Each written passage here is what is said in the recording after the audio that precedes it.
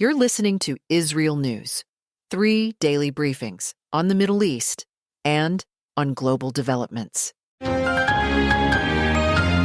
IsReal News, these are the morning headlines for Wednesday, April 22nd. The fragile ceasefire between the United States and Iran is being extended again.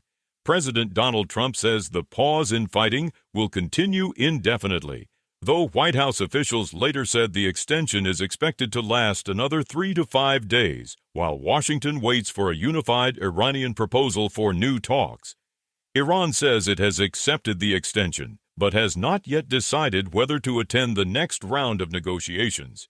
Trump says talks with Iran could resume within the next 36 to 72 hours.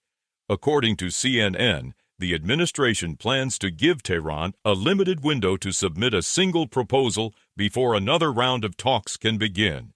Trump says the discussions will end, in his words, one way or another. The extension comes after Pakistan reportedly asked Washington to delay the next round of talks, saying Iran's leadership remains divided. Trump says he has ordered the U.S. military to maintain its naval blockade of Iran and remain on full alert until Tehran delivers what he calls a unified offer. Despite the ceasefire, tensions remain high in the Strait of Hormuz. Iran's Revolutionary Guard opened fire on 3 ships in the waterway and seized 2 of them. According to Iranian media, the incident raises new questions about whether negotiations can succeed while traffic through the Gulf remains under threat. The United States is also stepping up its enforcement campaign at sea. The Pentagon says American forces have boarded another tanker previously sanctioned for smuggling Iranian oil. It is the second vessel linked to Iran intercepted by the U.S. military. Iran's foreign minister is calling the American blockade a violation of the ceasefire. In Lebanon, French President Emmanuel Macron says a French peacekeeper wounded in southern Lebanon has died after being transferred home. The UN force came under small arms fire over the weekend. Hezbollah denies responsibility.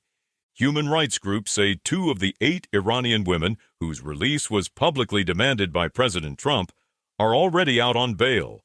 Others remain in detention, and rights groups warn that at least 2 still face charges that could carry the death penalty.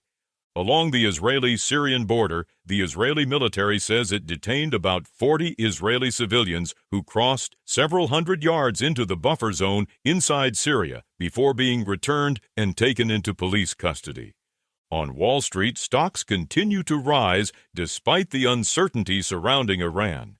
The Dow gains about 360 points, while the S&P 500 moves toward another record high.